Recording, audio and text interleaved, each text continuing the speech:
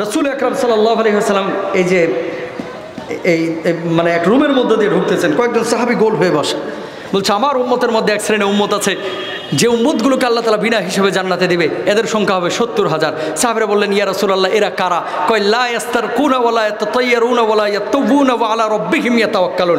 চারটা গুণ ঈমান আনার পরে যার ভিতরে থাকবে এই মানুষগুলো বিনা হিসেবে জান্নাতে যাবে। এক নাম্বার যারা দাগ কেটে চিকিৎসা না নেবে। আফ্রিকার অনেক মানুষ দেখবেন গাল কেটে চিকিৎসা নেয়, কেটে মনে করে যে এটা কেটে দিলেই অশুভ লক্ষণ তার ভিতরে দেখা যাবে না।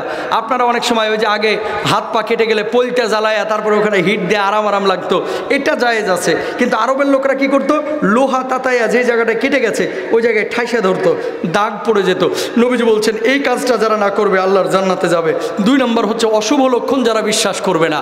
সোমবারে ঝাড়ের বাস কাটতে নাই, সামনে দিয়ে বিড়াল দৌড় মারছে, অমনি এসে জামাই রে বউ ধরে বলতেছে আজকার বাইর হয়েও না, সামনে দিয়ে বিড়াল দৌড় মারছে, না জানি তোমার কপালে খারাপই আছে।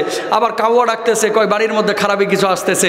কোকিল ডাকতেছে, কয় বাড়ির মধ্যে মেহমান আসবে। এরকম কিছু লোক আছে না নাই? জোরে বলেন আছে। দোকান মসজিদের পাশে, মসজিদে যায় না, জামাত চলতেছে, আগরবাতি জ্বালাইয়া বিস্কুটে কতক্ষণ দেয়, ওই বক্সে কতক্ষণ দেয়, এখানে দেয় ওখানে দেয়। তুমি নামাজ না পড়ে সারা জীবন যদি আগরবাতির জাহাজও ওই দোকানের মধ্যে ডুবাও, আল্লাহর নামে হলফ করে বলতে পারে এই দোকানের মধ্যে বরকত ঢুকবে না নামাজ ছাড়া, ঠিক না? 3 নম্বর আল্লাহর নবী বলেছেন অবৈধ ঝাড়ফুঁক যারা করবে এরাও আল্লাহর জান্নাতে যাবে না, যারা না করবে তারা বিনা হিসাবে জান্নাতে যাবে। হুজুরের কাছে পানি নিয়ে গেছেন, হুজুর একটু পড়ে দেন তো, হুজুর সূরা ফাতিহা পড়ে ফু দিয়ে দিল, জায়েজ, খাইতে পারবেন। কিন্তু কিছু লোক আছে যারা অবৈধ ঝাড়ফুঁক করে, লাল শালু পরে ঘুরতেছে, সাপের মতো বাঁকা পাচানো লাঠি নিয়ে ঘুরতেছে, দেখলে মনে হয় যে জান্নাত থেকে গত রাতে পালায় আসছে, কিন্তু নামাজ পড়ে না, কথা কয় না। আছে না নাই? জোরে বলেন। ভাব সব এরকম বড় আল্লাহর ওলি, দাঁতগুলো তরমিজের মতো, গাঁজা খাইতে খাইতে একেবারে অবস্থা খারাপ। এদের কাছে যাওয়া যাবে না, এদের কাছে কোনো তদবির নেওয়া যাবে না। এই যে মাছের চোখ, আইস, মেয়েদের চুল, এগুলো দিয়ে তাবিজ কবজ করে, এদের কাছেও যাওয়া যাবে না, এগুলো থেকে দূরে থাকতে হবে। আর ইমান চোর।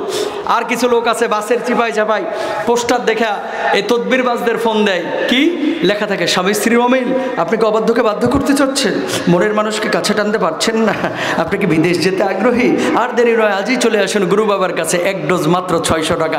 এগুলো ভণ্ড ভণ্ড ভণ্ড, ঠিক কিনা ভাইরা?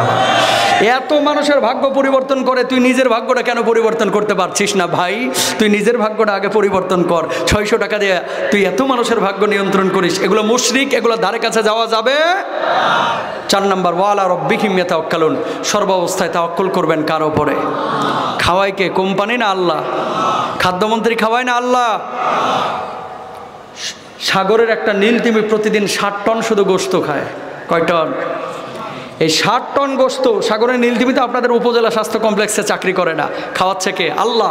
অথচ বাংলাদেশের মানুষ 2 কেজি 1.5 কেজি চালের জন্য আরেকজনের খুন পর্যন্ত করে ফেলে, ঠিক না? তো খাবারের জন্য, রিজকের মালিকের পেছনে ছুটেন, সর্বাবস্থা আল্লাহর উপরে তাওয়াক্কুল করেন, বাপ মার খেদমত করবেন। এই পৃথিবীতে কোনো মানুষ আপনারা নিঃস্বার্থ ভালোবাসে না ভাই। আপনার মা, এরপর আপনার বাপ, আর কেউ না। বন্ধু বান্ধব এগুলো মৌসুমি পাখি, পকেটে যতদিন টাকা আছে ততদিন বন্ধুর অভাব নাই, মৌমাছির মতো ঘুরবে। টাকা যেদিন নাই আপনি নিঃস্ব, বন্ধুরেও চিনবে না, ঠিক না? কিন্তু মা এমন একটা সম্পদ, বাপ এমন একটা সম্পদ, যারা সন্তানকে টাকার জন্য ভালোবাসে না, নিঃস্বার্থ ভালোবাসে। আজকে মা আছে জীবিত, বুঝতেছেন না কি সম্পদ ঘরে আছে, বাপ আছে জীবিত, বুঝতেছেন না কি সম্পদ ঘরে আছে। কালকে বাপ মা কবরে চলে যাবে, আপনার পকেট ভরা টাকা আসবে, কিন্তু বাপ মাকে আর পাবেন না।